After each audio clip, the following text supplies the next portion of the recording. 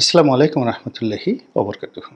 সম্মানিত দর্শক, সম্প্রতি নড়াইলের একটি প্রত্যন্ত গ্রাম থেকে একজন ছাত্র সমন্বয়ক ওই অঞ্চলের তার বাড়িতে অভিযান চালিয়ে সেনাবাহিনী একটি স্নাইপার রাইফেল উদ্ধার করেছে।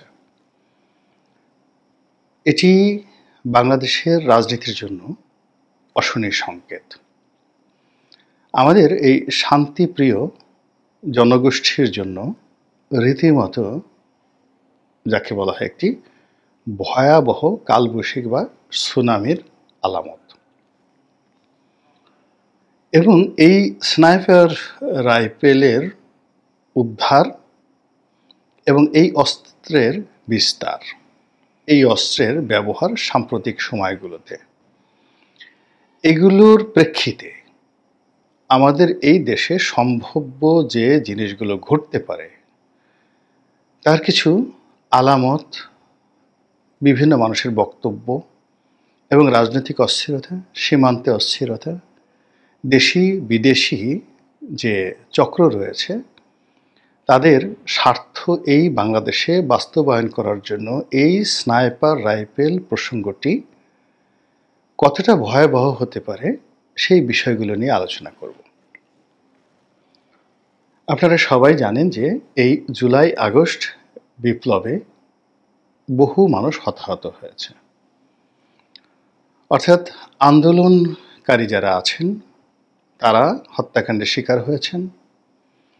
সাধারণ পথচারী থেকে শুরু করে একেবারে সাধারণ মানুষ চলাফেরা করতে গিয়ে তারা এই হত্যাকাণ্ডের শিকার হয়েছেন। পুলিশ থেকে শুরু করে অন্যান্য আইনশৃঙ্খলা রক্ষাকারী বাহিনী, বিশেষ করে আনসার, তাদের অনেক সদস্য আহত হয়েছেন, নিহত হয়েছেন। বহু থানা লুট হয়েছে, বহু অস্ত্র খোয়া গিয়েছে, চুরি হয়েছে, বেহাত হয়েছে। থানায় যে অস্ত্র থানা পুলিশের জন্য থাকে সেই অস্ত্র, এবং অনেক থানাতে একটা অস্ত্রাগার থাকে যেখানে বহু বছরের পুরনো অস্ত্র যারা জমা দেয়, যেমন ধরুন আমার একটা অস্ত্র আমি থানায় জমা দিয়েছি, অথবা ধরুন আমার একটা অস্ত্র থানায় জমা দেওয়া আছে আজ থেকে 10 বছর আগে, বা আমার বাবার একটা অস্ত্র আছে, দাদার একটা অস্ত্র আছে, এরকম অনেক অস্ত্র যেগুলো পরবর্তীতে আর রিনিউ হয়নি, কিন্তু থানার যে মালখানা রয়েছে সেখানে এই অস্ত্রগুলো রয়েছে। এমনকি ব্রিটিশ জমানার অনেক অস্ত্র আছে যেগুলো হয়তো কোনো জমিদারের অস্ত্র ছিল, তিনি থানায় জমা রেখেছেন, পরবর্তী প্রজন্ম আর সেটা নেয়নি বা লাইসেন্স রিনিউ করেনি, ওটা থানায় রয়ে গেছে। তো যে সকল থানা এই সময়টাতে লুট হয়েছে সেক্ষেত্রে থানার যে অস্ত্র সেগুলো লুট হয়েছে, এবং একই সঙ্গে থানার মালখানাতে সংরক্ষিত দুর্লভ যে অস্ত্রগুলো সেগুলো কিন্তু লুট হয়ে গেছে। আমাদের দুর্ভাগ্য যে এখন পর্যন্ত আমরা শুনিনি, বলতে পারেনি কেউ, বলা হয়নি সর্বমোট কত অস্ত্র লুট হয়ে গেছে থানা থেকে, বিভিন্ন অস্ত্রাগার থেকে। এবং একই সঙ্গে যখন গণভবন লুট হলো, তো প্রধানমন্ত্রীকে রক্ষা করার জন্য পৃথিবীর সবচেয়ে অত্যাধুনিক যে অস্ত্র এবং শস্ত্র, এবং একই সঙ্গে গোলাবারুদ, অস্ত্র শস্ত্র গোলাবারুদ, অর্থাৎ ধরেন যত কামান, কামান তো না ঠিক, সেই অ্যাসল্ট রাইফেল, স্নাইপার রাইফেল থেকে শুরু করে AK-47 থেকে শুরু করে আমাদের SSF-এর হাতে, সেনাবাহিনীর হাতে যে অস্ত্র থাকে তার চেয়ে অত্যাধুনিক অস্ত্র SSF-এর হাতে দেওয়া হয় VIP প্রোটোকলের জন্য। তো এই অস্ত্রের সঙ্গে গোলাবারুদ, অর্থাৎ যে গুলিগুলো রয়েছে, এবং অনেক সময় অনেক হ্যান্ড গ্রেনেড থাকে, সেগুলো আছে, গ্রেনেড। আর শস্ত্র হলো এই অস্ত্রগুলোকে রাখার জন্য বিভিন্ন প্রযুক্তি, পোশাক, তার সঙ্গে সঙ্গে বিভিন্ন টেকনোলজি। তো এই অস্ত্র শস্ত্র গোলাবারুদ যেগুলো গণভবনে ছিল, গণভবনের টাকা লুট হয়েছে, হাঁস লুট হয়েছে, পাঙ্গাস মাছ লুট হয়েছে, শেখ হাসিনার ব্রা লুট হয়েছে, তার সঙ্গে সঙ্গে অস্ত্র লুট হয়েছে। আমরা লাউয়ের ছবি দেখেছি, হাঁসের ছবি দেখেছি, কিন্তু কেউ আমরা দেখিনি এখন পর্যন্ত যে অস্ত্র হাতে সেখান থেকে কেউ বের হয়ে গেছে বা সেই অস্ত্রগুলো কেউ উদ্ধার করেছে, সেনাবাহিনীকে ফেরত দিয়েছে, এরকম কোনো ঘটনা আমরা কিন্তু দেখিনি। তাহলে এই যে গণভবনে প্রধানমন্ত্রীকে রক্ষা করার জন্য মোট কতজন এসএসএফ থাকেন? তাদের সবারই একটা পার্সোনাল আর্মস থাকে, সেটা পিস্তল হোক বা অন্য কোনো আর্মস হোক। এটা জাস্ট লাইক দেয়ার ড্রেস। এখন ওখানে যদি 500 লোক নিয়োজিত থাকেন বা 1000 থাকেন, আমি জানি না, তাদের সবারই একটা করে অস্ত্র আছে।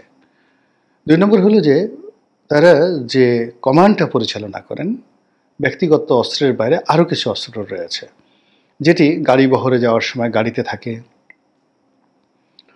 তারপরে ওখানে গণভবনের মধ্যে মোতায়েন করা থাকে, এরপরে ওখানে এমনকি আকাশে গুলি করে হেলিকপ্টার নামানোর মতো প্রযুক্তি বা অস্ত্র তাদের রয়েছে। সেই অস্ত্রগুলো কি আছে, নেই, নিয়ে গেছে, পাওয়া গেছে, আমরা কিচ্ছু জানি না। আমরা এই স্নাইপার রাইফেল সম্পর্কে জানতাম না। আমরা সাধারণ মানুষ, আমজনতা, কোন অস্ত্রের গুলি কেমন, তারপরে কোন বাহিনীর হাতে কোন অস্ত্র থাকে, মার্কেটে কোন অস্ত্রগুলো যাকে বলা হয় ব্যবহৃত হচ্ছে, এগুলো আমাদের কর্ম নয়, আমরা সাধারণ মানুষ বুঝি না। কিন্তু স্বরাষ্ট্রমন্ত্রী হিসেবে বা উপদেষ্টা হিসেবে ব্রিগেডিয়ার শাখাওয়াত যখন দায়িত্ব পালন করছিলেন,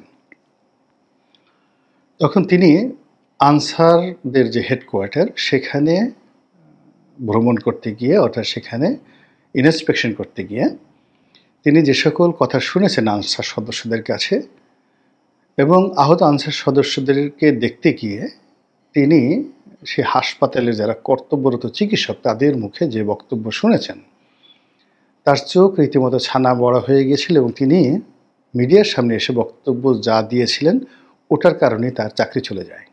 তিনি স্বরাষ্ট্র উপদেষ্টা থেকে অন্য উপদেষ্টা হলেন, কিন্তু তার এই কথাগুলো কিয়ামত পর্যন্ত বাংলাদেশকে ভোগাবে।